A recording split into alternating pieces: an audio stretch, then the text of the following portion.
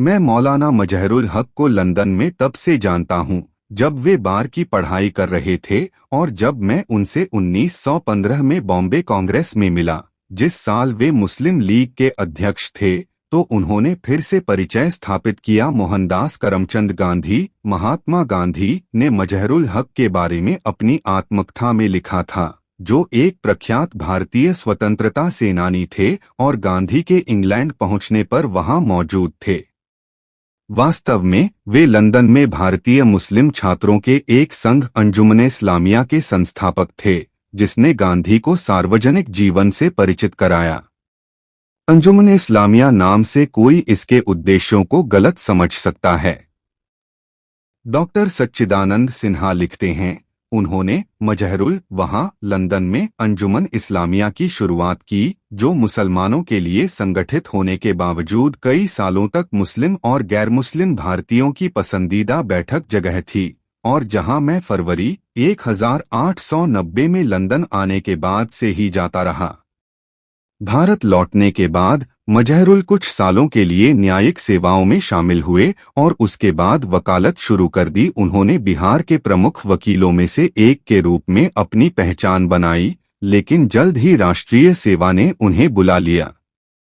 1906 में जब कुलीन मुसलमानों के एक छोटे समूह ने ब्रिटिश शासन का समर्थन करने के लिए एक संघ शुरू करने की कोशिश की, तो मजहरुल विरोध में उतर आए। ये उनके प्रयास थे कि वे एक ऐसा संघ न बना सकें जो हर ब्रिटिश नीति का खुलकर समर्थन कर सके। सिन्हा लिखते हैं, 1906 में मुसलमानों के गैर राष्ट्रवादी वर्ग ने एक राजनीतिक संघ शुरू करने का फैसला किया, जिसका उद्देश्य, जैसा कि उस समय जारी परिपत्र में कहा गया था, सरकार की ओर से आने वाले हर उपाय का समर्थन करना और कांग्रेस की सभी मांगों का विरोध करना था। इस संगठन को शुरू करने के उद्देश्य से ढाका में एक बैठक बुलाई गई थी। हक ने तुरंत ही यह समझ लिया कि इसके आयोजकों द्वारा जारी उग्र और आक्रामक परिपत्र में उल्लिखित ऐसे उद्देश्यों से जुड़ने से बहुत नुकसान हो सकता है। हसन इमाम के साथ वह तुरंत ढाका गए और दोनों बिहारी राष्ट्रवादियों ने प्रस्तावित संस्था को पृष्ठभूमि में धकेल दिया और इसके स्थान पर अखिल भारतीय मुस्लिम लीग की स्थापना की, जिसके उद्देश्य मूल रूप से प्रस्तावित से पूरी तरह अलग थे। हक ने शुरुआत में इसके सचिव के रूप में काम किया और इसे बहुत सावधानी से संगठित और पोषित किया।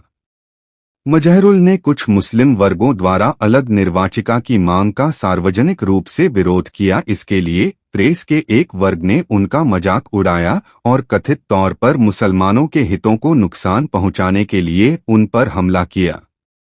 हम में से ज्यादातर मजहरुल को गांधी जी को बिहार और भारतीय राजनीति से परिचित कराने वाले व्यक्ति के रूप में जानते हैं। गांधी जी ने खुद लिखा है कि वह बिहार के पहले व्यक्ति थे जिनके पास वे चंपारण पहुंचने से पहले गए थे। गांधी जी ने लिखा, मजहरुल ने मुझे जब भी पटना जाने का मौका मिला, उनके साथ रहने का निमंत्रण दिया। मैंने इस निमंत्रण पर विचार किया और उन्हें अपने आने का उद्देश्य बताते हुए एक नोट भेजा। वह तुरंत अपनी कार में आए और मुझसे उनका आतिथ्य स्वीकार करने का आग्रह किया। मैंने उनका धन्यवाद किया और उनसे अनुरोध किया कि वे मुझे पहली उपलब्ध ट्रेन से मेरे गंतव्य तक पहुंचा दें, क्योंकि मेरे जैसे पूर्ण अजनबी के लिए रेलवे गाइड बेकार था। उन्होंने राजकुमार शुक्ला से बात की और सुझाव दिया कि मुझे पहले मुजफ्फरपुर जाना चाहिए। उसी शाम उस स्थान के लिए एक ट्रेन थी और उन्होंने मुझे उसी से विदा किया। बाद में जो हुआ वह इतिहास है। गांधी चंपारण गए, सत्याग्रह का नेतृत्व किया और भारत के राजनीतिक परिदृश्य में प्रवेश किया।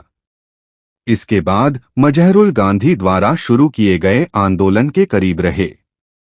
उन्होंने गांधी के साथ असहयोग और खिलाफत आंदोलन का नेतृत्व किया और अपनी संपत्ति राष्ट्रीय उद्देश्य के लिए दान कर दी। असहयोग आंदोलन के दौरान मजहरुल ने अपनी आकर्षक प्रैक्टिस और अंग्रेजी जीवन शैली छोड़ दी। उन्होंने अपने अच्छी तरह से सिलवाए गए सूट को बंद कर दिया, खुद को साफ सुथरे आदमी से सचमुच एक दाढ़ी वाले आदमी में बदल लिया, अपनी विदेशी जीवन शैली को त्याग दिया, पटना के बाहर अपने लिए एक आश्रम बनाया। इसे सदाकत आश्रम सत्य का निवास कहा जाता है, जो अभी भी बिहार में कांग्रेस की गतिविधियों का मुख्य केंद्र है। मोटर कार का उपयोग छोड़ दिया, मांस और शराब का त्याग कर दिया और खुद को एक सच्चे सन्यासी में बदल दिया।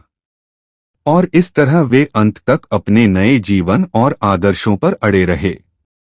असहयोग में विश्वास इतना दृढ़ था कि मजहरुल हक ने सिद्धांतों की जगह जेल को तरजीह दी। उनके एक पत्रकार और सहयोगी मंथेश्वर शर्मा ने लिखा, मजहरुल हक ने बिहार और उड़ीसा की जेलों में राजनीतिक कैदियों के साथ किए जाने वाले व्यवहार की आलोचना करते हुए द मदरलैंड में लिखा था, कर्नल बनातवाला को हक पर मुकदमा चलाने के लिए सरकार की अनुमति लेने के लिए राजी किया गया। उन्होंने इसे तत्कालीन सरकार के न्यायिक सदस्य श्री सच्चिदानंद सिन्हा के हक पर राजद्रोह का मुकदमा चलाने से साफ इनकार करने के मुकाबले एक सुविधाजनक विकल्प माना। लेकिन श्री सिन्हा उस अधिकारी को अनुमति देने से न्यायोचित रूप से इनकार नहीं कर सकते थे, जो हक के खिलाफ आगे बढ़ना चाहता था, ताकि वह अपनी प्रतिष्ठा की रक्षा कर सके, जो उनके विचार में बदनाम हुई थी।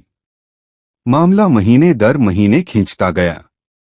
हक ने जमानत देने से इनकार कर दिया। अब अगर हक ने अपना बचाव किया होता और अपने आरोपों को साबित करने के लिए कुछ सबूत पेश किए होते, तो कर्नल बनातवाला का मामला खारिज हो जाता। लेकिन चूंकि कांग्रेस की नीति थी कि राज्य या अर्धराज्यीय अभियोगों में खुद को बचाव में शामिल नहीं किया जाता, इसलिए हक ने विनम्रतापूर्वक कार्यवाही में भाग लेने से इनकार कर दिया। इसका परिणाम यह हुआ कि मजिस्ट्रेट को पूरी तरह से कर्नल बनातवाला के कानूनी रूप से अखंडित साक्ष्य पर निर्भर रहना पड़ा।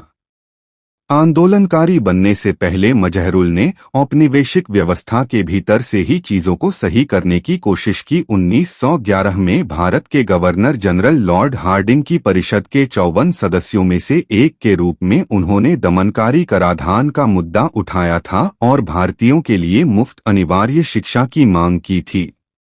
7 मार्च 1911 को मजहरुल ने गवर्नर जनरल की परिषद में कहा, पिछले साल जब मेरे माननीय मित्र ने नए कराधान के रूप में भारत के लोगों पर नया बोझ लगाया था, तो उन्होंने इस तरह के गंभीर कदम की आवश्यकता के लिए दलील दी थी। नए शुल्कों से प्राप्त इस पूरे राजस्व ने पहले से ही बढ़े हुए बजट को और बढ़ाने में योगदान दिया है और गरीब लोगों पर नया बोझ डाला गया है। कई अनुमान लगाए जा रहे हैं और इनमें से सबसे मजबूत और शायद सबसे संभावित यह है कि इतिहास खुद को दोहरा रहा है और देश के राजस्व को पहले की तरह बलिदान किया जा रहा है। ग्रेट ब्रिटेन और अन्य जगहों पर कुछ शक्तिशाली हित हैं। मजहरुल मांग कर रहे थे कि पेट्रोलियम उत्पादों पर शुल्क कम किया जाना चाहिए, क्योंकि यह आम लोगों के हितों को सीधे प्रभावित करता है। उनकी राय में सरकार ब्रिटेन में व्यापार की मदद करने के लिए तंबाकू पर शुल्क कम कर रही थी और पेट्रोलियम पर शुल्क बढ़ा रही थी। उसी वर्ष मजहरुल ने मुफ्त शिक्षा को प्रभावित करने के लिए एक प्रस्ताव पेश किया। प्रस्ताव में कहा गया था, यह परिषद सिफारिश करती है कि स्थानीय सरकारों को अनुदान में इतनी राशि बढ़ाई जाए कि वे आने वाले वर्ष के लिए प्राथमिक विद्यालयों में देय शुल्क का भुगतान कर सकें। मजहरुल ने कहा, हमारा आदर्श यह है कि भारत में शिक्षा सार्वभौमिक हो और समुदाय की प्रत्येक इकाई, युवा या वृद्ध, पुरुष, महिला या बच्चा को अपनी भाषा पढ़ना और लिखना आना चाहिए और अपना हिसाब रखना चाहिए। यह हमारा आदर्श है और हम इसके लिए काम करने, इसके लिए जीने का इरादा रखते हैं, जब तक हम इसे हासिल नहीं कर लेते। हम आज सफल नहीं हो सकते, हम कल सफल नहीं हो सकते, लेकिन हम जल्द या बाद में सफल होने के लिए बाध्य हैं, अगर केवल जनमत की पूरी ताकत सरकार पर डाली जाए। यह सपना शिक्षा का अधिकार अधिनियम 2009 के रूप में साकार हुआ।